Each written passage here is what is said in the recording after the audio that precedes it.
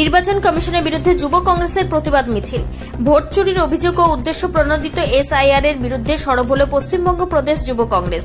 GPU Kolkata থেকে এক বিক্ষোভ মিছিল অনুষ্ঠিত হয় রাজ্যের মুখ্য নির্বাচনী আধিকারিকের দপ্তর পর্যন্ত। যুব কংগ্রেসের নেতৃত্বের দাবি, নির্বাচন কমিশনের ভূমিকা প্রশ্নের মুখে এবং ভোট প্রক্রিয়ায় অনিয়মের বিরুদ্ধে রাস্তায় নেমে প্রতিবাদ জানানো এখন সময়ের দাবি। এদিনের কর্মসূচিতে প্রদেশ যুব কংগ্রেসের সভাপতি সৌরভ প্রসাদ ছাড়াও দলের শীর্ষ নেতৃত্ব উপস্থিত ছিলেন।